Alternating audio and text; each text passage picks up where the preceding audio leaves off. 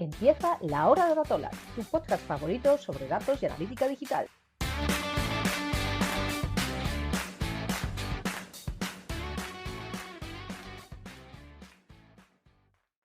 Hola, bienvenidos a todos y a todas a un nuevo podcast de Datola. Hoy queremos hablar un poco de la parte más técnica del dato, más técnica incluso de lo que solemos acostumbrar, yéndonos incluso más abajo de lo que son las herramientas de la integración de las herramientas de analítica. Y queremos hablar un poco de la arquitectura de datos, cómo es todo ese sistema que hay que montar para poder tener los datos guardados en bases de datos, en el sistema que sea, que se suele utilizar. Y para ello tenemos con nosotros hoy, por un lado, a Bryce Calvo, como siempre. Hola, Bryce, ¿qué tal? ¿Cómo estás? Hola Eva, muy bien. Encantado de estar aquí otro día más. Genial. Y por otro lado tenemos a Javi Santana. Hola, Javi, ¿qué tal? ¿Cómo estás? Hola, muy bien. Aquí estamos. Muchas gracias por invitarme. Bueno, Javi es el CEO de TinyBird, igual alguno de vosotros lo conoceréis. Cuéntanos, Javi, cuéntanos un poco, bueno, quién eres, tu relación con el mundo de los datos y un poco qué es TinyBird también. Aquí puedo extenderme, ¿eh? O sea, aquí puedo hablar una hora si queréis. No, Adelante, eh, tenemos no, tiempo. sí, porque ¿sabes lo que pasa? Que en el fondo, cuando empiezo a echar la vista atrás y empiezas a mirar toda la carrera profesional y dices, joder, pues al final dices, prácticamente toda mi carrera profesional ha tenido que ver con los datos, ¿no? Eh, Ahora mismo, lógicamente, soy uno de los fundadores de TinyBear, que es un producto para trabajar con datos. Luego, si queréis, os explico un poquito más en detalle qué es, qué hace y por qué lo hace. Eh, pero antes de eso, yo fui CTO de Carto, que también es una empresa que se dedica a trabajar con datos, en este caso geoespaciales, bueno, más trabajo analítica, representación en mapas, etcétera, etcétera. Pero es que previamente a eso, yo tenía otra empresa que era, bueno, era una pequeña empresa que hacía un producto que era para agricultores, que también trabajaba con datos, bueno, también con datos geoespaciales, de hecho. Entonces, como un poco, yo llevo como desde el 2005 o algo así, continuamente trabajando con datos en diferentes sabores y colores, pero siempre muy relacionado con datos. Es que es curioso que parece que los datos es de hace pocos años, ¿no? De los últimos 5, 6, 7, 8, 10 años que empezó como a explotar, ¿no? Pero realmente trabajando con datos llevamos toda la vida. O Sí. sea, desde hace mucho tiempo ya que se trabaja con datos en distintos ámbitos. Quizás ahora es que hay como más boom, que se le está dando más Sí. publicidad. De hecho, un día empecé a mirar, digo, vamos a ver, porque claro, nuevamente cuando empiezas a tener muchos datos, empiezas a utilizar herramientas específicas, bases de datos específicas, etcétera, etcétera, etcétera, ¿no? Y es curioso porque me puse a mirar cuál era la base de datos analítica más antigua de cuando se había creado y demás. Y resulta que tiene 41 años, o 42, 41 o 42 años, eh, no recuerdo, ahora no recuerdo el nombre, y obviamente la crearon en banca, y data de hace, pues eso, 41 y 42 años, que piensas que dices, no, bueno, el análisis de datos es más o menos reciente y las bases de datos orientadas, no es nada reciente. Bueno, depende, 41 años me parece joven, ¿no? Pero son 41 años que, claro, para mucha gente que ha entrado al mundo de la tecnología, ha entrado ya con el cloud, viendo todas las herramientas cloud que hay. Y ya no hablo solamente de bases de datos, ya hablo de Google Analytics. En realidad, no tiene pocos años en realidad, por poner un ejemplo, ¿no? Entonces, pero ya había herramientas de análisis de datos hace 40 años. Lógicamente, eran mucho más limitadas y con mucha menos potencia de las que hay ahora. Ahora, cualquier móvil seguramente puede almacenar mucha más información y procesa la información mucho más rápido que aquella base de datos, ¿no? Pero eh, es bastante, pues, tiene tiempo y tiene lógica, ¿no? Que la gente, eh, si tienes datos, pues es lógico que quieras analizarlos, ¿no? En este caso de transacciones económicas, pero bueno, en cualquier caso, da igual el tipo de dato que tengas, lo vas a querer procesar. De hecho, estuve mirando, digo, voy a mirar a ver cuál es el origen del origen del origen para saber dónde venía, digamos, la gestión de bases de datos como conocemos ahora, y todo empezó en realidad con el proyecto de Apolo.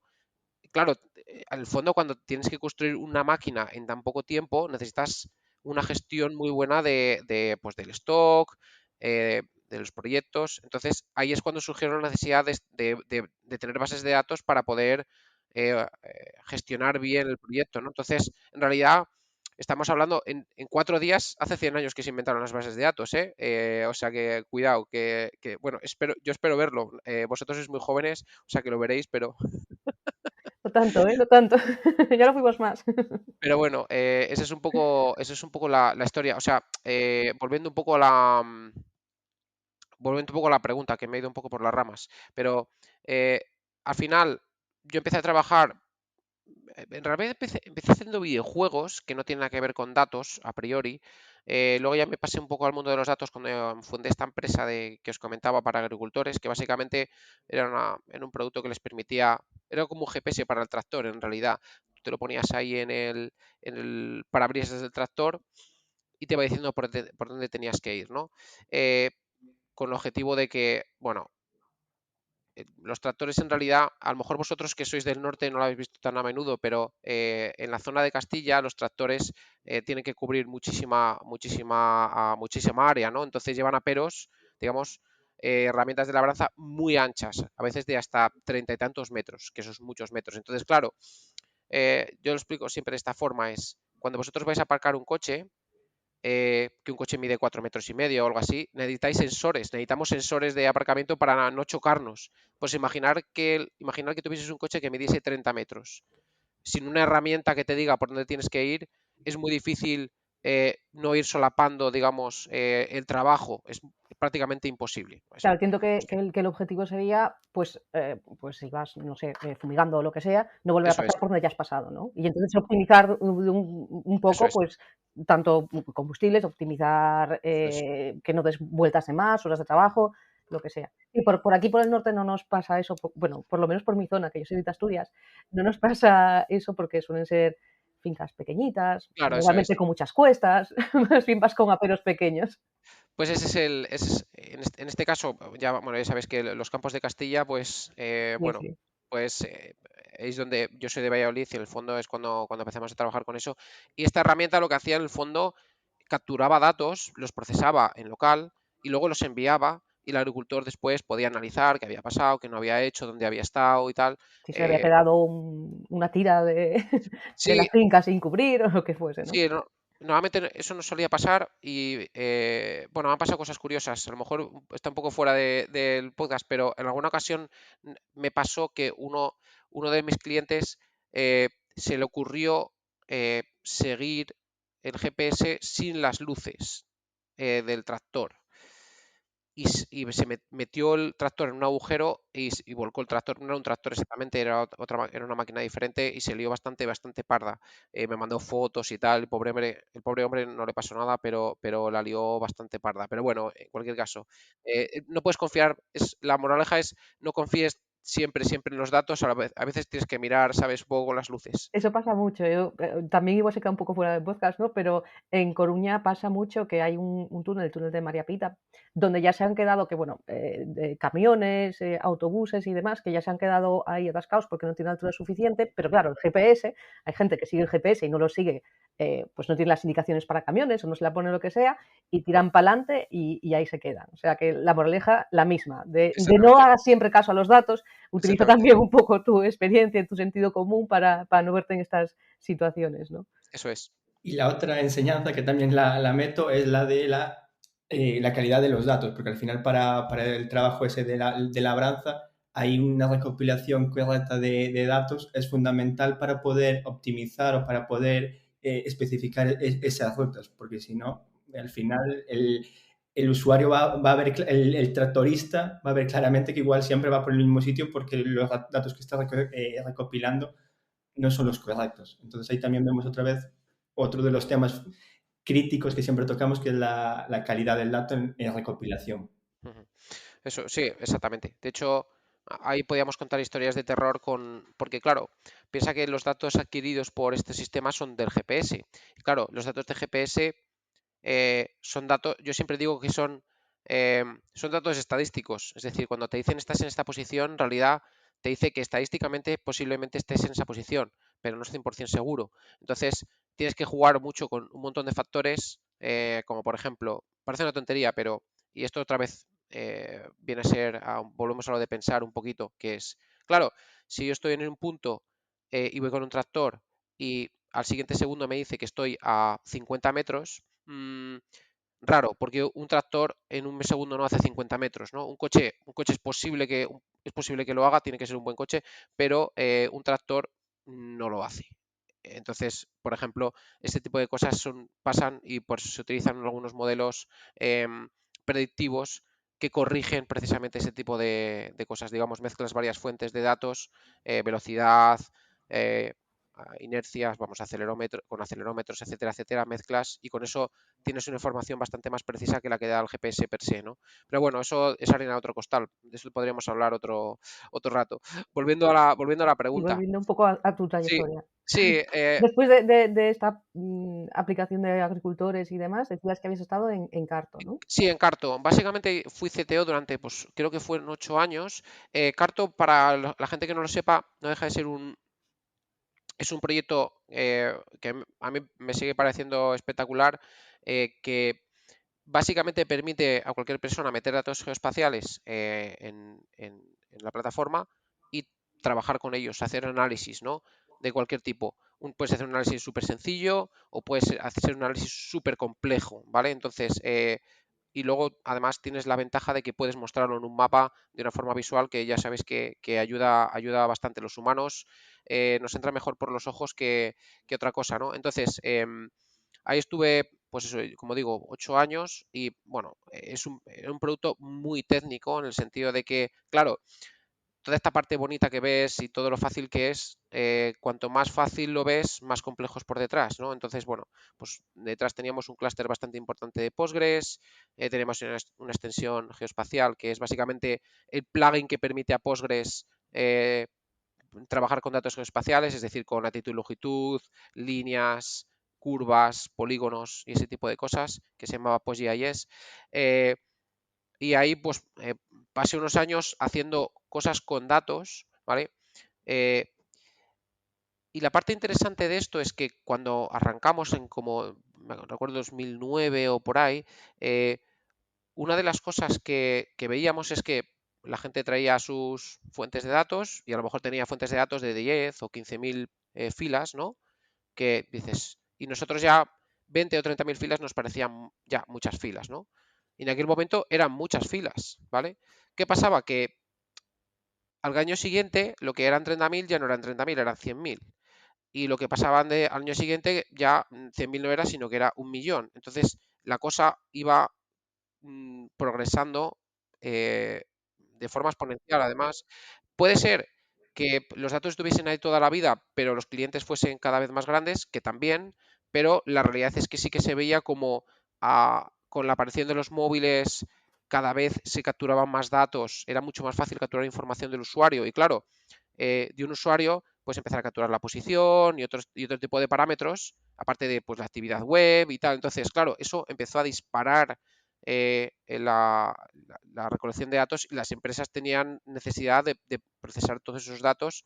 Claro, el móvil, el tiempo y la posición es como clave, ¿no? Entonces ahí explotó aquello y entonces cada vez veíamos más y más datos y más datos y más datos. Y de hecho, la tecnología que diseñamos al principio se quedaba corta.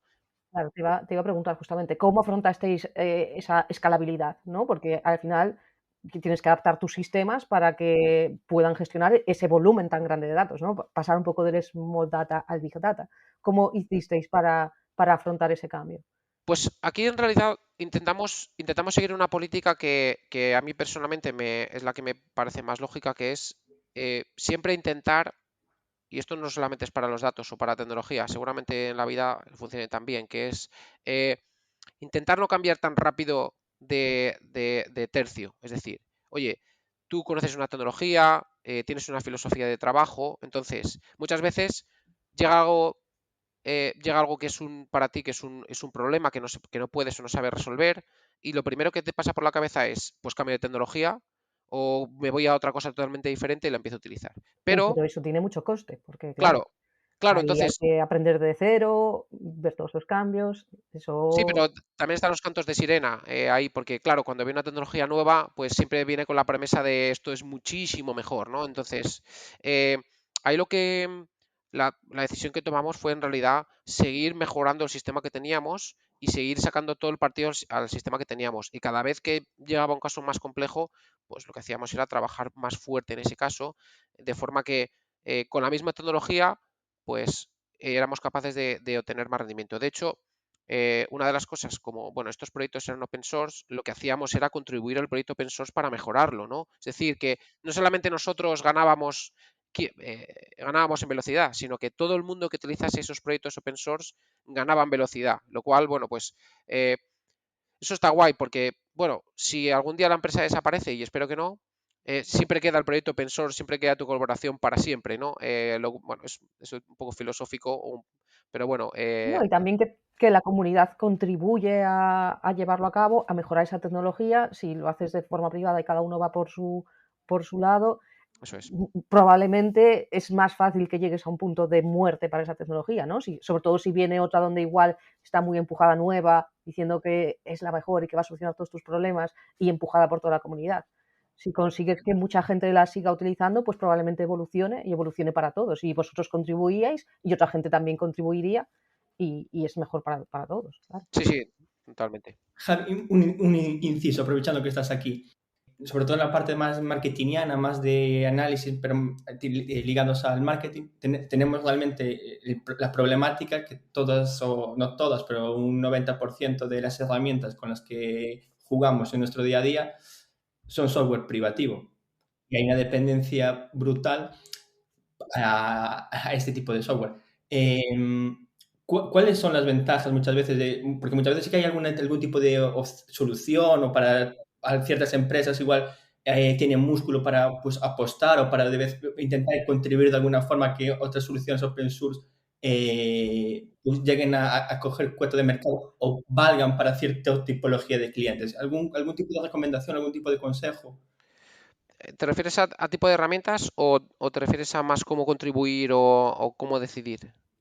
Por un lado, cómo decidir o cómo elegir, en plan, es importante elegir una herramienta abierta o un protocolo abierto, un AI o uno privado, porque al final yo lo que noto con todo el tema privado que invade nuestras vidas es que al final dependemos de la corporación. Si la corporación y contribuyes, porque al final como de una forma u otra, contribuye, detectas bugs, aportas contenido, pero ese contenido está a expensas de una empresa grande que el día de mañana dice que no continúa dando soporte, como es ahora, imagínate el caso de Google con Universal Analytics, Ujú. y te quedas realmente tirado.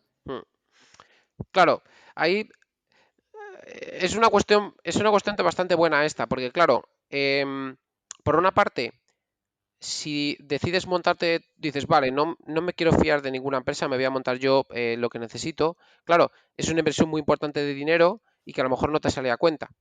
Por otro lado, te puede pasar lo que dices tú, ¿no? El famoso vendor locking, ¿no? Que es, vale, estoy aquí, no puedo salir y básicamente estoy a merced de lo que decida esta empresa, ¿no? Entonces, claro, una de las cosas para mí bastante importantes que tienes que tener en cuenta cuando eliges cualquier tipo de herramienta es, oye, eh, ¿yo soy dueño de mis datos o no soy dueño de mis datos? Para empezar, porque claro, hay muchas herramientas que seguramente intentes exportar los datos o intentes trabajar con los datos, no te dan un formato estándar o a lo mejor no te dan los datos.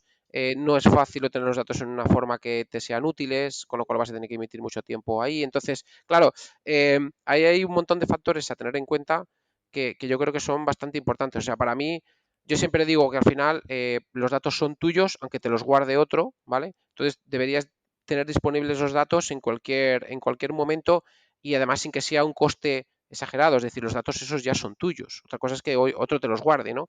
Pero tampoco tiene que ser no debería pasar que para poder migrar de un sitio a otro tengas que pasar por algún que otro aro, ¿vale? Pero bueno, eso también da para un podcast entero tranquilamente, ¿sabes? Pero bueno, nuestra política, en mi política personalmente con respecto a eso es la siguiente, nosotros siempre, o en las empresas en las que he trabajado, he fundado, siempre me he basado en proyectos open source. ¿Por qué? Porque, bueno, tiene mucho sentido aprovechar el trabajo que ya ha hecho mucha gente y contribuir tú con tu grano de arena, ¿vale?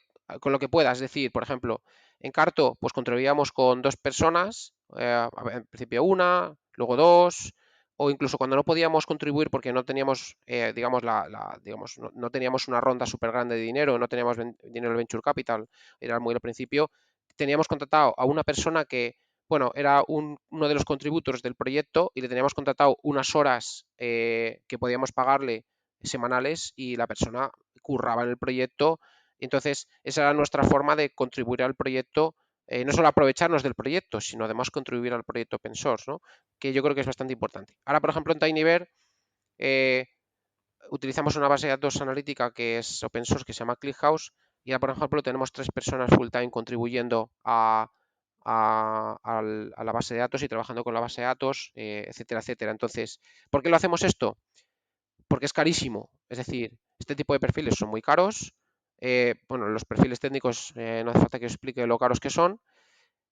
¿Y por qué lo hacemos? Bueno, lo hacemos porque, bueno, nuestro producto se basa en ClickHouse y creemos que tiene sentido no solamente apostar por ello, sino que además conocer internamente cómo funciona. Pero es que además hay una parte a mayores que es un poco de, oye, nosotros hemos levantado un montón de pasta porque TinyBear hemos levantado justo hace un año ahora 37 kilos más otros tantos kilos de que levantamos de una ronda seed. Y dices, bueno, ¿qué haces con todo este dinero? Pues intentar invertirlo lo mejor posible. Y a mí me parece una inversión muy buena a todos los niveles, invertir en open source para ti, pero además también para el resto de la comunidad, que en el fondo nosotros estamos aprovechándonos del trabajo de otros. Entonces, ¿qué menos que invertir una parte de ese dinero en devolver digamos, a la comunidad que te ha dado, digamos, que te ha dado la base para poder arrancar tu empresa? Entonces me parece justo. No sé si estamos aportando todo el dinero que, digamos, o todo el beneficio que hemos sacado de ahí, pero bueno, intentamos que no sea que no esté descompensado, que por lo menos haya una parte que nosotros aportamos, y en este caso ya os digo, es grande. Sí, lo importante es eso, que contribuyáis y que sigáis ahí. Y entiendo que es una buena forma también de mantener vivo el proyecto y de fortalecerlo para que mucha más gente también utilice el core para crear otros productos y a partir de ahí, pues, Sí, que siga evolucionando. hay mucha gente utilizándolo ahora mismo. Es un proyecto bastante sólido, hay una empresa detrás también manteniéndolo. Entonces, en realidad nosotros lo que hacemos es poner nuestro grano de arena en cosas en lo que nosotros somos muy buenos. Es decir, TinyBear no es un sistema, digamos, para trabajar con datos en tiempo real generalista. No, está muy orientado a hacer alguna de las cosas, ahora lo explicaré un poco más tarde, está muy orientado a hacer ciertas cosas, entonces nosotros hacemos que la base de datos funcione bien para esos casos de uso.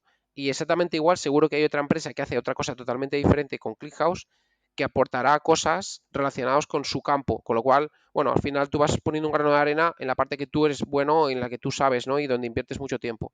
Entonces, bueno, a mí me parece un modelo espectacular, la verdad. Y a mí me gusta mucho el open source vamos, ya te digo que siempre, si tengo elección y puedo utilizar un proyecto open source, siempre, vamos, voy a tirar por ese camino. Una pregunta, sí, sobre este tema. En producto o justamente en las empresas en las que tú participaste, parece una práctica habitual que tener algún perfil o de alguna forma contribuir digamos, con esa herramienta open source de la que os apoyáis. En consultoras, que al final muchas veces también utilizan ciertas herramientas o ciertas tecnologías open source, ¿es habitual o no? Porque claro, nosotros jugamos muchas veces más en el papel de consultor, ¿no? Y eso a día de hoy, en nuestro ámbito, sea open source o no sea open source, no se ve tanto. Se ven más contribuciones a nivel individual, pero ya sin ser estructuradas a nivel empresarial o corporativo. A mí me cuesta verlo porque apenas he trabajado en consultoría y me cuesta, claro, yo pienso un poco en los incentivos y al final en consultoría en muchas ocasiones o bien se paga por un proyecto o bien se paga por hora. Entonces, claro, si el cliente no va a querer que que tú inviertas una cantidad de tiempo determinada que está pagando él para hacer su proyecto, en que tú inviertas en la herramienta X y Z. Tal vez como side effect de, oye, mira, voy a hacer esto y para hacerlo más rápido contribuye a la herramienta, pero lo veo complicado porque, claro, aparte de contribuir a proyectos open source requieren una, una parte de dedicación continua, es decir, enterarte de qué va la historia, enterarte cómo, pues, de cómo se construye, cómo se testea, cómo aportar, cómo funciona. Entonces, salvo cosas muy, muy puntuales, claro, lo veo complicado por esa inversión que tienes que hacer de tiempo. Pero ya te digo, estoy haciendo guessing, no tengo ni puñetera idea porque no, yo en el mundo de la consultoría la verdad es que no he trabajado mucho y no te puedo decir. Seguramente sepas vosotros más que de eso que yo. Volvamos un poco a Tinybear. Me gustaría que nos contases un poco, bueno, para qué sirve la herramienta, bueno, qué es lo que ofrece, ¿no? Para qué pueda ofrecer con respecto al mundo de los datos. Dejadme que os cuente de dónde viene, por qué surge, ¿vale? Y así os explico un poco de dónde viene. Yo cuando me fui de Carto, me fui a BBVA, ¿no? En BBVA era, yo no me acuerdo, director de servicios de datos, no sé, se inventa, quiero decir, al Hay final etiquetas de puestos. cada empresa se inventa una historia, pero básicamente yo lo que hacía allí era, trabajaba en una plataforma que estaba construyendo BBVA y me encargaba de la parte de dónde iban los datos, quién accedía a los datos, eh, cómo se disponibilizaban los datos, ese tipo de cosas, ¿no? Entonces, yo ya había, claro, ahí te da una visión súper clara de qué problemas tiene una compañía como BVA, que es gigante, tiene fuentes de datos por un tubo, consumidores de datos por un tubo, o sea, es brutal. Me remito un poco al principio de la conversación. Al final los bancos son los que han tirado, en cierto modo, de la industria del software durante muchos años porque tienen una necesidad bastante importante, ¿no? Entonces, La necesidad y la capacidad. Es claro, decir, claro, el entonces dinero está ahí también, entonces tienen los recursos para hacerlo. exactamente. Entonces, claro, son, al final, si tú quieres hacer arqueología de datos, tienes que ir a un banco para entender cómo se hacía antes y cómo ha ido. Tú vas viendo todo lo que tiene un banco, cómo funcionan los datos y vas viendo perfectamente todos los estratos de tecnologías que ha habido durante los últimos 40 años, lo cual es algo bastante interesante. Claro, nuevamente como nosotros nos fijamos en la última cosa trendy, pero en realidad es súper interesante ver cómo las cosas han ido modificándose, pero que en realidad siempre se basan en los mismos fundamentos y se parecen mucho unas a las otras, muchísimo más de lo que parece, pero con diferente color y diferente decoración en realidad. Pero bueno, el caso es que a mí me tocó ese marrón, la verdad es que tener acceso a ver cómo se gestionaban datos allí, qué tipo de necesidades había, ya me empecé a dar cuenta que uno de los problemas que había era que se generaba una serie de datos, muchos datos, y había que disponibilizarlos. Es decir, alguien quería construir aplicaciones con esos datos, pero eran muchos datos. Entonces, utilizar una base de datos tradicional o un sistema tradicional no iba a funcionar. Es decir, si tú tienes 1 billón de transacciones del último año, no digo que BBVA tuviese 1 billón de transacciones el último año, estoy inventándomelo porque quede claro. Eh, claro, 1 billón de transacciones, tú llegas, lo metes en Postgres, quieres hacer un cálculo de, por ejemplo, dime por día el número de transacciones y va a morir. No es que vaya a morir, es que a lo mejor tarda 20 segundos o 30 segundos en hacerte la query, ¿vale? Entonces, eh, claramente había necesidad de construir aplicaciones con esos datos, bien internas o bien externas. Os pongo un ejemplo. Eh, Imagínate que alguien del banco quiere conocer cuánto dinero se ha gastado la gente en seguros en los últimos 3 meses y además quieres saber de las personas de más de 25 años, ¿vale? Claro, es una query que en realidad, bueno, pues puede tardar un poco, no mucho, vamos a poner 20 segundos, ¿vale? Pero claro, ¿qué pasa si lo quieres saber luego en vez de 25 años, de 26 años? Tienes que esperar otros 20 segundos. Y dices, vale, estoy viendo aquí un patrón de la gente de 80 años. Quiero filtrar exactamente por de 80 a 81 años. Otros 20 segundos. Entonces, te das cuenta como... y no son 20 segundos. A veces son minutos y a veces son horas. Entonces, claro, si para conocer algo que está pasando tienes que esperar 1 hora, básicamente no lo haces. No lo haces, pierdes Porque el interés. no, No. no Yo lo me lo haces. imagino intentando contestar esa pregunta y digo, no, no merece la No. pena. Dices, Da igual, intentas sacar voy a un buscarlo por otro lado. más o menos, un Excel, te intentas reducir los datos con un Excel y luego en Excel intentas ya operarlo. ¿Y por qué utilizas Excel? Porque es rápido y está ahí a mano y lo utilizas, ¿vale? Entonces, claro, eso es un uso, pero luego hay otro uso, que es ¿Qué pasa si yo quiero decirle a un cliente cuánto dinero se ha gastado en los últimos 2 años? ¿Vale? Entonces, claro, un cliente, una empresa, por ejemplo, puede tener un montón de transacciones durante ese año, o durante 2 años, o 3 años, o 5 años. ¿Cómo le muestro yo a ese cliente toda esa información de forma que pueda hacer lo mismo, filtrar, analizar, ver, no ver, tal? Pues no lo hacen, ¿vale? ¿Por qué no lo hacen? Porque es complicado, porque si yo tengo que irme a mi base de datos, donde están todos mis datos, y procesar 5 billones de transacciones para sacar los datos de ese cliente, pues es una locura, ¿no? Entonces, de ahí surge TinyBear. TinyBear hace eso, es decir, tú le puedes meter un huevazo de datos por un tubo y puedes construir endpoints que te devuelvan la información rápido, es decir, que puedes construir un dashboard o puedes construir una aplicación encima de esos endpoints que permite, digamos, trabajar a una velocidad alta, incluso con muchos datos. Entonces, claro, algunos me diréis, bueno, pues yo me pongo un Postgres, me instalo aquí, me hago mi backend con mi Python o cualquier otro lenguaje de programación y ya lo tengo. Vale, pues intenta hacerlo eso y luego mete 25 millones de registros, intenta que vaya rápido, es decir, que tengas 10 usuarios concurrentes pinchando y entendiendo qué está pasando, ¿no? Va a morir. Ya os lo aviso, o sea, os lo aviso que eso va a morir, especialmente si son datos analíticos, claro. Siempre que digo esto me refiero a datos analíticos, es decir, datos que tengan, aparte de volumen, que quieras saber, quieras ver, digamos, no quieras ver un árbol, quieres ver todo el bosque, ¿vale? Y la integración, claro, porque al final ellos internamente van a tener esos datos. ¿Cómo es ese volcado a vuestra herramienta? Vale, buena pregunta. Nosotros lo que hacemos es, tenemos dos formas de trabajar con datos, que es una que es muy clásica, que es nos conectamos a donde tú tengas almacenados ya los datos, ¿vale? Me da igual que sea un BigQuery, Snowflake, bueno, cualquier herramienta de data warehouse que tengas, ¿no? Y eso está muy bien, porque lo que tú ya tengas almacenado ahí, tú ya puedes utilizarlo y acelerarlo. Es decir, tienes una tabla de Snowflake que a lo mejor te tarda 25 segundos o 10 segundos o 3 segundos en ejecutar, pues lo metes en TinyBear y pasa a ser milisegundos, ¿no? Entonces, eso es una forma, pero no es la mejor, ¿vale? ¿Por qué? Porque normalmente cuando tú tienes esa velocidad, lo interesante es que además puedes trabajar con datos en tiempo real. Es decir, que no tienes que meter el dato, esperar una hora y luego ya puedes procesarlo. No, la parte interesante es que tú puedas generar el dato, enviarlo y al segundo siguiente ya puedas hacer query sobre ese dato, ¿vale? Entonces, la otra forma que nosotros tenemos de meter información es a través de un API específico para meter datos en tiempo real. También nos conectamos con Kafka, que es una herramienta que permite, que es muy habitual para trabajo en streaming, es decir, para trabajo en tiempo real, pero nosotros, da igual de dónde venga de Kafka o nos lo envíes directamente, tenemos una forma de recibir datos en tiempo real que te ayuda no solamente a almacenar esos datos, como hace cualquier otro sistema de data warehouse, pero además es que te los puedes hacer query en tiempo real. Es decir, imaginaos que yo soy un retail súper tocho y tengo un montón de transacciones por minuto o por segundo, ¿vale?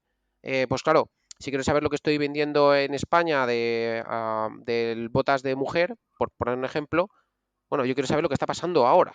Entonces, con un data warehouse tradicional, tú lo metes, haces la query y a lo mejor al cabo del tiempo lo sabes. No, aquí sabes perfectamente qué está pasando en cada segundo, lo que ha pasado, y cuando refresco vas a tener los datos de los últimos 2 segundos o 3 segundos o de la última vez que refrescases. Y es una parte clave, en mi opinión, porque el hecho de tener que esperar para ver los datos no deja de ser una limitación que tenemos heredada ya de los sistemas de hace 20 años. Claro, hace 20 años, por ejemplo, Hadoop y tecnologías Big Data y demás, joder, pues eran la leche. Pero claro, el hardware de hace 20 años, comparado con el hardware que tenemos a día de hoy, no tiene nada que ver. El hardware actual es súper potente, súper rápido, pero infinitamente rápido. No nos damos cuenta de lo potente que es el hardware ahora. Entonces, no hay necesidad de esperar. A veces esperamos porque ya en nuestro modelo mental de construir sistemas, digamos, de información, dices, vale, yo ya sé que esto tiene que ir en batch y yo tengo que esperar. Pero la realidad es que no tienes que esperar. Hay casos, lógicamente, que pues por la naturaleza, el volumen, pues tendrás que esperar más. Pero en general, con los datos, con los casos de uso que nosotros nos enfrentamos todos los días, nuevamente pasamos de... El otro día estaba con un cliente que tiene un Spark y estaba haciendo queries de tardar unos 45 minutos, 48 minutos, ¿vale? Nosotros estábamos pasando eso a 200 milisegundos, entonces decía, no me lo creo, tiene que estar mal. Digo, no es que esté mal. Es que, aparte de que estamos reimplementando tu sistema, claro, esto está ya basado en una tecnología que está pensado para el hardware de hoy. Entonces, es una parte bastante importante que, bueno, nos saltamos a veces o pensamos que las cosas no avanzan, pero 20 años, pues son bastantes. Ya avanzan mucho en 20 años las cosas, Sí, sí, sí, sí. sí. Entonces, bueno, pues es lo que... Así es como metemos los datos en Tinybear en realidad. Entonces vosotros o sea, tenéis como esas dos opciones, ¿no? Si lo he entendido bien. Por un lado, te puedes conectar a tu data warehouse que ya tengas, o por otro lado, le puedes enviar los datos que te va a dar toda esa opción de real time, que es la Eso que es, es realmente potente, que eso sería es. como la gran propuesta de valor de Tinybear, ¿no? Sí. Tengo una pregunta aquí con respecto a ese almacenamiento de los datos. ¿Cómo estáis gestionando todo el tema de privacidad, de poder borrar los datos si un cliente lo pide, todas esas cosas que, bueno, que cada vez están más en boca de todos y que cada vez nos preocupan más a los usuarios finales? En realidad nosotros simplemente somos nosotros guardamos los datos, pero en ningún caso esos datos son nuestros. Es decir, para nosotros, cuando imagínate que tú te haces una cuenta en Tinybear y tú pones un CSV, ahí coges un CSV que tengas por ahí o te conectas a tu web de Warehouse, lo subes. Nosotros esos datos no los utilizamos para nada. Es decir, esos datos son tuyos, están, digamos, metidos como en una cajita tuya. Ningún otro cliente va a ver esos datos, lógicamente, pero es que nosotros tampoco vamos a utilizar esos datos. Es decir, nosotros somos una plataforma que almacenan los datos para ti, pero en ningún caso utilizamos los datos que los clientes suben. De hecho, sería prácticamente imposible porque piensa que cada cliente sube a Tinybear una topología de datos totalmente diferente y para nosotros sería imposible entender los datos que hay allí. Sí, sí, claro, además que cada uno son datos distintos, Claro, sí, sí. entonces, eso es una parte súper, vamos, eso lo llevamos a rajatabla, es decir, nosotros nunca, en ningún caso utilizamos los datos de los clientes para absolutamente nada, vamos. De hecho, somos una plataforma de datos donde tú metes los datos, nosotros simplemente los almacenamos y ya está. Y luego si quieres portarlos, básicamente puedes portarlos en un formato estándar, bien Parquet, S3, JSON o en cualquier otro formato. Creo que soportamos esos tres. Que bueno, el Parquet se puede decir que es un formato suficientemente estándar como para que considerarlo estándar universal. Eh, Esperamos, eso es un poco la política que tenemos ahí. Entiendo que ahí lo que facturáis por almacenamiento y por procesamiento. Eso es. Sí, nosotros facturamos por los datos que tú tienes almacenados, es decir, por la cantidad de gigabytes o terabytes que tengas almacenados, y luego por los datos que procesas. Es decir, si tú un gigabyte lo procesas 10 veces, lo cobramos 10 veces, ¿vale? Eh, y dirás, ¿eso puede ser caro o barato?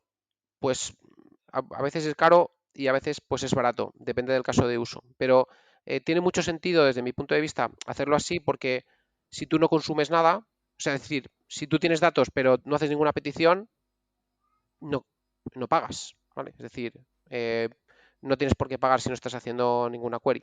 Si haces muchas queries, normalmente lógicamente cuando haces muchas queries y dices, joder, el precio se me puede disparar, normalmente hablamos con el cliente y decimos, oye, vamos a llegar a un acuerdo en el caso de que tenga para, digamos, acordar un commitment de forma que tú puedas consumir datos, ¿vale?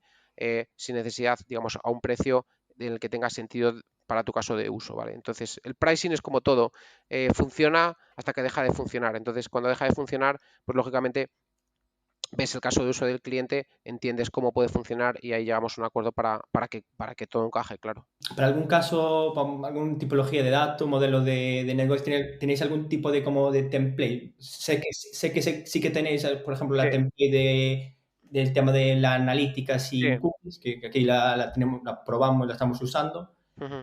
Pero, claro, me falta esa visión de si para otras cosillas tenéis pues templates Sí, o alguna herramienta de típico para perfiles igual no tan técnicos, que puedan igual arrastrar y hacer ese tipo de consultas en tiempo real de esos datos. nosotros nos enfocamos mucho a desarrolladores, es decir, siempre todo lo que construimos está muy pensado para el desarrollador que quiere construir aplicación encima de tal. Entonces, es verdad que hay gente que a lo mejor no tiene tanto conocimiento de código, que sí entra a la interfaz, que es una interfaz que usamos que puedes utilizar para prototipar, y te puedes crear tus endpoints y luego a lo mejor los conectas con una herramienta de no code.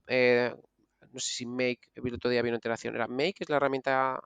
No me acuerdo. ¿Cuál herramienta está? Open source. No, es que no me acuerdo. La típica herramienta esta que te permite hacer una Zapier. petición y automatizar cosas y demás. Bueno, pues Suele ser o Make o Zapier, las sí, típicas. eso es, Más, eso es. más Sí, open source N8N creo que es, pero bueno, la típica suele ser Zapier. típica Zapier. Pues sí que hay gente, a lo mejor que no tiene tanto conocimiento técnico, que lo utiliza para hacer eso. Pero en general todo está muy orientado para el desarrollador, para un desarrollador que está construyendo aplicaciones y le quitamos el marrón de montarse la base de datos, montarse el warehouse, el backend, el no sé qué, preocuparse de la escalabilidad y todo el rollo que, pues, que tiene su aquel. Entonces, los templates que tenemos, uno de ellos que, como has dicho, es el de Analytics, que te permite, digamos, meter un tracker en tu web, enviar los datos y los datos son tuyos, los gestionas como te da a ti la gana, ¿vale? Eh, pues lo utilizamos más como ejemplo, ¿no? Para que un desarrollador que aterrice diga, de qué va esto de TinyBear. Entonces puede haber un proyecto de ejemplo y puede haber pues ya una serie de tablas ya preconstruidas, tienen un código para empezar a utilizar y tiene todo el sentido. Luego hay gente que está, de hecho, creo que tenemos ahora mismo como 8 o 9 clientes que están construyendo sistemas encima de ese template. O sea, algunos están montando empresas y de hecho el otro día vi produciendo un anuncio de una empresa construida sobre el template que nosotros hicimos, lo cual, pues, hombre, no deja te enorgullece, ¿no? Como padre de la criatura dices, bueno, qué bien. Eh, pero ya te digo, está sobre todo muy orientado a desarrolladores y no tenemos ahora mismo en mente de crear nada para gente un poco menos técnica que no tenga tantos conocimientos de desarrollo. Pero ya digo que, bueno, si sabes un poquito de SQL, sí que te puedes montar algún automatismo y demás. Ya, pues muy bien, me queda bastante claro un poco para qué sirve TinyBear. Am, y tú que has trabajado en empresa súper grande, ¿no? Como puede ser BBVA, y en empresa un poco más, bueno, que imagino que cuando empezasteis igual era un poco más startup, ¿qué formato prefieres? El otro día leí un artículo que me gustó bastante que decía que hay como varios tipos de persona, ¿no? Digamos, en referencia al trabajo de desarrollo de tecnología, ¿no? Que son las de alta varianza y baja varianza, ¿no? Las de baja varianza son gente que son muy buena haciendo una cosa, se ponen un ticket, venga, pum, pum, pum, y hacen el ticket y son súper buenos haciendo un trabajo. A mí me pasa que yo me pongo en un trabajo y yo tengo que estar saltando de una cosa a otra continuamente y hago una cosa, pero luego no soy consistente en realidad. Entonces, en realidad es un poco la definición de startup versus empresa grande. Entonces, yo en BBVA cuando llegué allí, en realidad yo creo que me contrataron como para romper un poco el cristal, ¿no? Decir, oye, vamos a contratar a un tío de estos que viene de startup a ver qué puede hacer aquí. Lógicamente, pude hacer poco porque yo no era nativo, no sabía cómo funcionaba el sistema de BVA y no solamente es que no supiese, es que cuando más o menos aprendí cómo funcionaban, digamos, cómo era el funcionamiento de la compañía, me di cuenta que no era lo mío. A mí lo que me gustaba era trabajar en proyectos con un poco más de salsa, en el sentido de que en BBVA todo iba súper bien, en el sentido de que pues una empresote y de hecho, vamos, yo sigo teniendo mis cuentas en BBVA. Quiere decir que confío bastante en cómo están hechas las cosas. Después de haberlas visto por dentro, que hice bastante el banco, no creo que mucha gente que ha trabajado en otros bancos pueda decir lo mismo, pero para mí no solamente es importante el hecho de tener un buen trabajo, un buen sueldo, lo que sea, también para mí es importante sentirme a gusto con lo que haces, ¿no? Entonces dices, bueno, de hecho, yo, yo creo que fue los 3 meses de trabajar en BBVA y ya me di cuenta que aquello y ya no iba a ser para mí, ¿vale? Lógicamente no me voy a los 3 meses porque, bueno, siempre tienes que intentar, ¿no? Pero al final yo a los 3 meses ya empecé a pensar en qué cosas podía hacer para qué iba a ser lo siguiente y de hecho es cuando empecé a desarrollar TinyBear. TinyBear empezó con un prototipo que hice a los 3 meses de entrar en BBVA. Te hablo de 2018. Entonces, una de las cosas que hice fue primero validar un poco a ver si había mercado, ¿no? A ver si tenía sentido, había mercado de datos y demás. Entonces, pues me organicé una conferencia en Madrid sobre datos, vino un montón de gente, joder, ya veías, dices, hombre, pues Hay interés. claro, hay interés, ¿sabes? La gente Hay una está interesada. necesidad ahí, ¿no? Está Claro, esperando el entonces, mercado por una solución. claro, entonces dices, oye, pues si ves que hay interés, que tiene sentido, pues tiras para adelante, porque si organizas una conferencia alrededor de un topic, en ese caso el tópico era curioso, pero era, digamos, cómo trabajar con muchos datos pero en la vida real. Es decir, muchas veces lees blog posts de cosas que se monta la gente y tal, pero luego ves que la mayor parte de gente hace cosas muchísimo más sencillas, muchísimo más prácticas, que no tienen tantísima complejidad y que solucionan el problema perfectamente. Entonces yo quería enfocarme, digo, vamos, quiero enfocarme ahí a ver cómo soluciona la gente del mundo real los problemas con muchos datos, ¿no? Entonces, bueno, vinieron unas cuantas personas, me traje unos cuantos rusos y fue bastante chula la conferencia, la verdad. Y de hecho, estos rusos serán los core contributors de ClickHouse. Traje también gente de vuestra zona también, que dieron una charla. David Pardo, bueno. Sí, gente de expertos en el mundillo que estaban haciendo cosas reales. Sí, pero además cosas de verdad, o sea, nada de te voy a contar esta... No, no, no. Aquí se venía a decir la verdad de cómo he montado esto con las duras y las maduras. Sí, con los problemas, todo lo que me he encontrado y lo que he conseguido resolver y lo que todavía me queda pendiente y que puede tener la necesidad también. Al final ahí lo que también notamos que pasa muy habitualmente en nuestro sector y sobre todo nosotros que estamos aún más ligados al marketing, porque al final el marketing hay en todos los gremios, más o menos, pero claro, es apartar todo lo que es marketing de la realidad. Y la realidad es cuando realmente pruebas esa herramienta o cuando realmente estás aplicando esas soluciones, cuando te das cuenta de que, ups, esto no funciona, estas bondades que prometían no nos sirven. O la realidad, en mi día a día juego con el Excel. Esa es mi realidad. Yo muchas veces termino engancho el Excel también. Es decir, que yo me dirás, no, porque sí sois expertos en no sé cuánto, y al final tiras una query, lo sacas al Excel y te haces ahí lo que haga falta, ¿sabes? Que dices, pues ya está. Y tampoco, el problema es que muchas veces, como son soluciones que llamo yo poco sofisticadas, y las cosas poco sofisticadas tienen, como que se ven mal, ¿no? Y a mí me mata eso tantísimo y Sí, siempre yo... porque a mí también. Porque es como que intentamos complicar, no, es que tengo que utilizar esta super herramienta y que me tengo que montar todo este stack tecnológico para tenerlo. Y es lo que tú dices, igual, mira, esto te lo tiro en Excel, lo sacamos aquí en un día y nos ahorramos un mes de trabajo. Exactamente. Para este caso concreto, que oye, que claro, que habrá casos donde sí que hará falta hacer todo el despliegue, pero bueno, intentar mantener las cosas sencillas.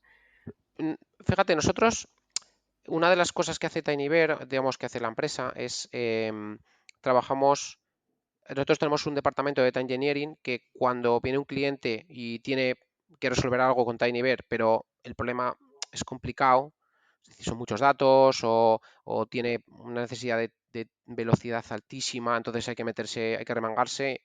Tenemos un departamento que hace eso, ¿no?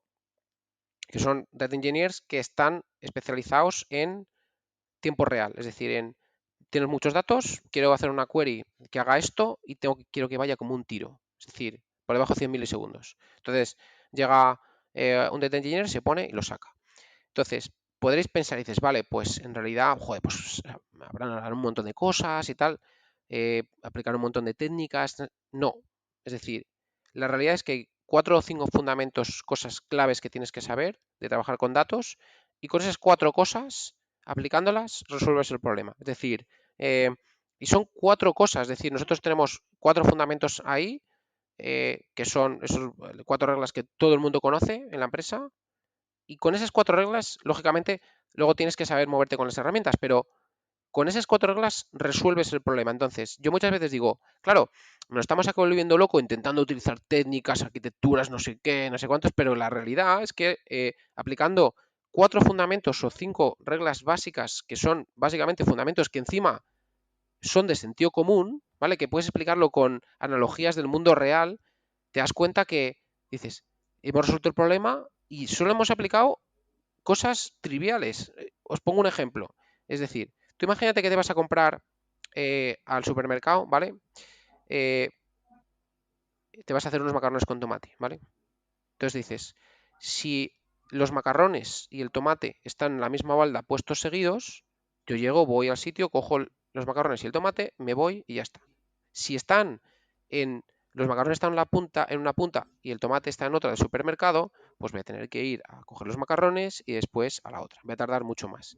Bueno, porque los datos pasa lo mismo. Es decir, si lo que necesita está todo junto, va a ir mucho más rápido. Y esa gilipollez, que es una tontería y todo el mundo puede entenderlo fácilmente, la cantidad de clientes que llegan y nos dicen, es que esto me va lento. Y dices, vale, y es por ordenarlo por este parámetro. Dicen, ah, vale, entonces lo ordenan por un parámetro y de repente la query va de 100 a 1000 veces más rápido. Dices, ¿y cómo es posible? Pues simplemente es aplicando el sentido común, porque las máquinas, cuando van a por datos a memoria o a donde sea, si están juntos, hacen muchísimo menos trabajo y va más rápido. Entonces, esa cosa tan sencilla, tan sencillita, tan básica y que es trivial, la mayor parte de gente que trabajamos con datos se nos olvida continuamente, todo el rato. Y ya veis que es una tontería como una catedral. Bueno, pues si tienes eso en cuenta a la hora de trabajar con datos, ya está. Y os digo, esto parece una tontería y dirás, nah, yo no caigo, yo soy un experto, yo eso no caigo nunca. No te preocupes, por muy experto que seas, cuando tienes un sistema suficientemente grande te vas a olvidar. Sí, sí, seguro que caes, seguro que caes. Además tiene todo el sentido. Además, sobre todo si estamos hablando de arquitecturas muy complicadas, con topologías de datos que vienen de muchas fuentes y todo eso, sí que es muy fácil que de repente se te olviden cosas súper básicas y súper sencillas como lo que estás diciendo, ¿no? Y al final yo también tengo siempre la sensación que muchas veces tendemos a complicar las cosas para sobre todo para justificar muchas veces nuestro trabajo. Porque a veces es como si lo haces muy simple y si lo bajas a lo terrenal, al símil que puede entender tu madre, es como no tiene ese valor, no tiene, y al final hay que hacerlo complicado, hay que hacer un PPT de 40 páginas porque si no, no nos compran la herramienta, el producto. Si lo simplifique una página, eso lo hace cualquiera.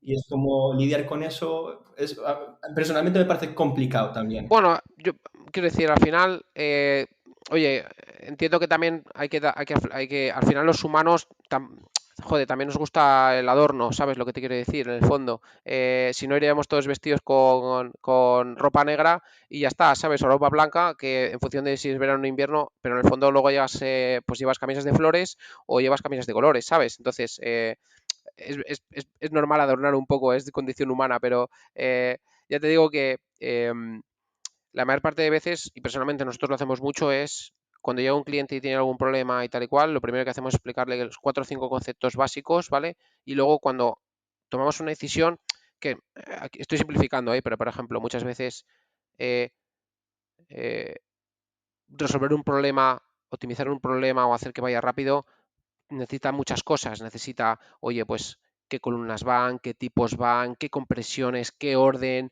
vas a hacer algún tipo de operación de transformación sobre las columnas o sobre los datos para que el algoritmo de compresión funcione mejor, qué algoritmo de compresión funciona mejor, porque hay diferentes tipos de algoritmos de compresión, cuál funciona mejor en función de qué, entonces tienes que mirar la distribución de los datos, cómo caja mejor qué distribución de datos a tal, pero en realidad todo se basa, siempre vuelves al mismo fundamento. Es verdad que, oye, todos esos pequeños detalles que lógicamente tienes que conocer, bueno, pues se aprenden, ¿no? Pero ahora con ChatGPT le preguntas y lo soluciona. De hecho, el otro día estábamos discutiendo Paco y yo, que Paco es uno de los data engineers que hace mucho este tipo de optimizaciones, y estábamos discutiendo cuál era el mejor esquema para una tabla, qué tipo de columnas, el tipo de dato, la compresión, el orden, no sé qué.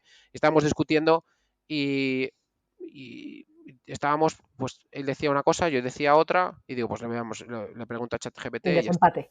Vamos al desempate. Sí, total, que nos sacó un esquema que no tenía ningún sentido, vamos, cero sentido, no tenía ningún puto sentido. Digo, ves, Paco no tiene ni puta idea el ChatGPT.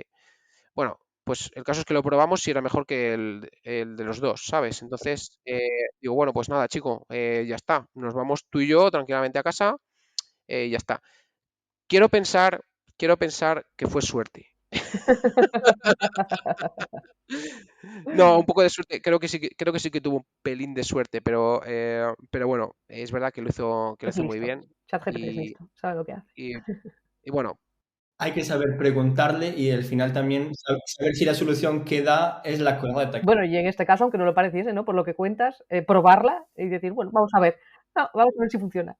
aquí lo bueno es que la puedes probar, es decir, pues Claro. creas la tabla con el esquema que quieres, metes los mismos datos y ves la que ocupa menos y la que tarda menos hacer las queries. Y ya está, es Lo fácil. pruebas Entonces, y ya está. Eso, la verdad es que nos hundió bastante en la miseria. Estamos todavía, Paco y yo estamos un poco deprimidos con ese tema todavía. Ibais a poner desempate a ver quién de los dos ganaba y perdisteis los dos. Es, efectivamente. Entonces, bueno, pero vamos, que es lo que digo, que los fundamentos, pero da igual, es en cualquier negocio en realidad siempre hay 4 o 5 fundamentos que son los que tienes que aplicar y de ahí es donde cómo se construye el resto de cosas. No hay mucho más. Y en datos es exactamente lo mismo. Y realmente los fundamentos, personalmente creo que son las cosas más difíciles de aprender o de asentar, porque una cosa es saber la teoría y otra cosa es que tu mente piense con esos fundamentos. Y creo que es algo básico que hubo una época que era todo, llevarlo todo a lo práctico, pero al final llevarlo todo a lo práctico tiene siempre muchísimo sentido, pero ir conociendo esos fundamentos al final es fundamental y sobre todo amueblar la cabeza. Sí, sí, totalmente. Sí, lo, lo que no he dicho de los fundamentos es que, claro, tardas años en viendo muchos ejemplos en materializar aquello como, ¿sabes? Los asimile, los interiorices y que después se te olvidan. O sea, claro. Sí, efectivamente. Pero bueno. Bueno, pues no sé, Bryce, si tienes alguna pregunta más, porque llevamos ya casi una hora. Bueno, aquí estaba mirando justo el WhatsApp porque Víctor había puesto unas preguntas y había una que era que si han sido más grandes los retos técnicos o los organizativos. Sobre todo, estaba más ligado a la época del BBVA, pero realmente en cualquiera de los otros proyectos. De hecho, a mí me interesa esa pregunta en TinyBear, porque me imagino que decías que habías empezado con un prototipo, incluso cuando estabas a los 3 meses de llegar a BBVA, que ya empezaste tú en tu cabeza a montarlo y demás. Claro, ¿eso cómo se materializa a llevarlo a un proyecto, a una empresa real, ¿no? ¿Cómo lo llevas a puerto? Y eso, ¿qué es más difícil? Todos los retos técnicos de, bueno, todo esto que estabas hablando de cómo vamos a, qué tecnologías vamos a utilizar, bueno, pues cómo vamos a contribuir con ClickHouse, todas estas cosas, o el tema organización, porque todas las empresas también, a medida que van creciendo, y si, bueno, si tenéis 3, 4 años de vida, Mm, ¿cuántos sois ahora mismo? 60 y alguno. No somos Claro. tantos, ¿eh? Pero sí, Bueno, sí. bueno, sí, sí, sí, sí sois, sí sois. Pasar de un prototipo hace 4 años a 60, a nivel organizativo es un reto también. Mm. ¿Qué es más En real- difícil? o sea, da igual el sector donde estés, el problema siempre es la gente. Es decir, las personas somos lo peor, siempre, Y lo siempre, es muy mejor. difícil. Vamos a ser optimistas también. Lo peor y lo Sí, sí, mejor. tienes razón, tienes razón. Al final siempre eh, no deja de ser un problema de alinear a la gente y cada persona tiene sus incentivos, cada persona es de un padre y una madre y cada persona funciona su cerebro funciona de una forma, entonces poner 60 y tantos cerebros a funcionar y que todos miren hacia el mismo sitio es, si ya con 2 personas es imposible, imagínate con 60.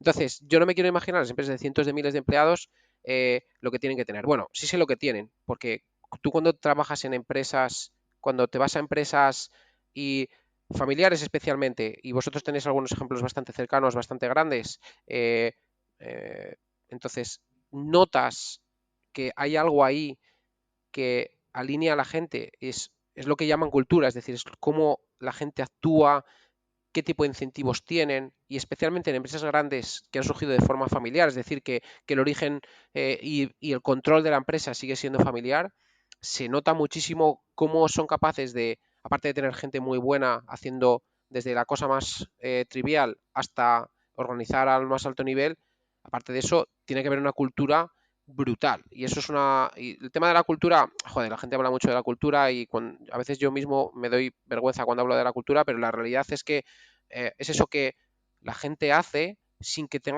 le digas lo que tiene que hacerlo, ¿no? Entonces, claro, siempre a nivel organizativo, siempre alinear a la gente, por muy difícil que sea el reto técnico, a la gente es lo más complicado, pero vamos, de larguísimo, de larguísimo. Entonces, en- sabiendo eso, dices, ¿cómo se monta una empresa de X personas? Pues muy fácil, contratando a gente que sea buena. Es fácil. Otra cosa es encontrarlos, Ya, pero en entonces está realidad difícil. es fácil. Claro, Fácil, fácil. pero Yo lo digo gente que de... sea, claro, gente que sea buena, es decir, hay gente técnicamente muy, muy, muy buena, pero que quizás no encaje en esa cultura de empresa que tú tienes. ¿Tú qué priorizas? ¿El bueno técnicamente o el bueno personalmente, que no es bueno personalmente, sino que el bueno que encaja en tu forma de ver las cosas y hacer las cosas en tu cultura de empresa. A ver, lo habitual y lo que suele pasar es que intentas que en la primera fase de la compañía tú necesitas un tipo de gente, es lo que comentaba antes, que sea como la varianza tenga muy alta, es decir, que Sí, le que guste puedes hacer de todo. Claro. tirarse al Y que barro. tengas que hacer de todo, porque una empresa pequeña te toca hacer de todo, es lo que hay. Exactamente. Y además que tengas una voluntad y además que quieras ir a muerte. Claro, cuando la empresa va creciendo, además de esa gente, necesitas otro tipo de gente que sea sólida, constante, que tenga que haga otro tipo de cosas. No quiere decir que vayas a contratar a un militar. No, no, no. Te estoy diciendo, necesitas contratar a la siguiente evolución de los primeros que tenías. Los primeros que tenías siguen ahí, siguen teniendo mucho conocimiento de la empresa, pero luego hay otras personas que ya van poniendo orden y ya van sentando los procesos, aunque normalmente vas a tener que saltar los procesos muchas veces, vas sentando los procesos, vas sentando un montón de bases, ¿no? De cómo vas a construir la compañía, ¿vale? Entonces, claro, el volumen que nosotros estamos ahora de gente es todavía relativamente sencillo porque no tenemos muchos niveles de management, todavía nuestra política, nuestra cultura de empresa hace que intentemos ser menos pero mejores. Es decir, nosotros preferimos, en vez de contratar 80, tener 60, pero pagar más a esos 60, ¿vale? Entonces, creemos que tiene todo el sentido y así lo hacemos. Nosotros intentamos contratar gente que tiene agencia, es decir, que le preocupan los problemas, que le preocupa qué pasa con el trabajo que hace, que le preocupa que las cosas estén bien, que no se queden en la superficie, que vayan un poquito más allá, que si hay un problema con un cliente, no digan, ah, vale, pues tiene un problema. No, no, que vayan, intenten ver qué es lo que le ha pasado al cliente, que lo solucionen, que vean la raíz del problema. Y no es fácil encontrar esa gente y por suerte, toco madera, nosotros tenemos bastante gente de ese tipo que les preocupa y que además a nivel técnico, lógicamente también son gente muy buena. Encontrar esa gente tanto comprometida como con ese nivel de curiosidad no es fácil, ni es fácil hacer la criba en el proceso de selección, porque al final es complicado. Claro, Y no hay tanto. Es que muchas veces parece que es muy fácil encontrarte con gente curiosa, no, no, no, divertida no, y pero lo que asumimos a veces es que es para encontrar gente buena o para tener gente que encaje con tu forma de hacer las cosas, o que no encaje con tu forma de hacer las cosas, pero que sea buena, ¿vale? Piensas que es un tema de ahora mismo necesito a alguien, le voy a contratar. No, no, no. Para contratar gente buena y para digamos, tener disponibilidad de esa gente y poder estar cerca de ellos, esto es un proceso, es decir, eh, tú empiezas, montas una empresa con 20 años, dices, voy a contratar a la gente, tienes dinero, voy a contratar a los mejores del mundo. Es muy posible que no puedas. Tienes que construir relaciones, tienes que construir, pues, joder, la gente tiene que respetar, tiene que entender que lo que haces con criterio, intentas hacer lo mejor posible y así es cuando, después de años trabajando y años enseñando lo que tú haces, etcétera, etcétera, es cuando ya la gente dice, vale, te reconoce y dice, vale, yo sé que esta empresa sé que tiene cierto criterio, que no son unos locatis de tres pares de narices, entonces me fío de esta gente y ya te conocen, saben lo que has trabajado, saben lo que eres bueno, saben lo que no eres tan bueno, entonces así es como realmente se contrata. Y siempre digo a veces dicen, no, ¿cuánto tardas en contratar a una persona? 3 meses, 2 meses, un mes. No, no, no, es años en realidad, porque es los 3 meses desde que abres el proceso hasta que lo cierras, pero eh, lo que realmente esa persona está valorando son todos los años atrás de tu curro. Entonces, muchas veces como que somos muy reduccionistas con el tema de la contratación, pero la contratación es un proceso continuo y que no solamente es tener un proceso abierto para contratar, es enseñar lo que haces y luego tener, tener un estándar de calidad digamos, a nivel de personas suficientemente bueno. Porque claro, si eres un hijo de puta hablando en plata, pues por muy bueno que sea tu empresa, no va a funcionar, básicamente. Sí, sí, tal cual. O sea que, Totalmente de acuerdo. pero bueno, ya os digo, lo que os he dicho de contratar gente buena, pues claro, es muy fácil decirlo, pero claro, lleva años y a mí yo he contratado gente que he perseguido años, perseguido de, oye, ¿qué tal? No sé qué, no sé cuántos, tal, hablando con ellos y al final ya no hablas con ellos porque les quieras contratar, hablas con ellos porque simplemente pues tienes relación con ellos, ni más ni menos, Has ¿sabes? creado una relación, ¿no? Y al final ya llega el momento donde, oye, pues mira, ese es el momento bueno, de marcarte aquí. Sí, lo que me suena a mí me tiene todo el sentido del mundo y la verdad es que en el momento en el que estamos viviendo también de que, bueno, pues de que hay escasez de personal, ¿no? Y trabajo, no sé si una de las dos cosas, sí que es cierto que, bueno, que las empresas en general tienen que hacer un esfuerzo por bueno, mostrar esa cultura, mostrar ese trabajo, todo eso que dices, ¿no? De todo el trabajo, toda mi trayectoria de muchos años, para convencerte de, oye, pues mira, aquí vas a estar bien, vas a estar en una compañía que tiene tus mismos principios, tus mismos valores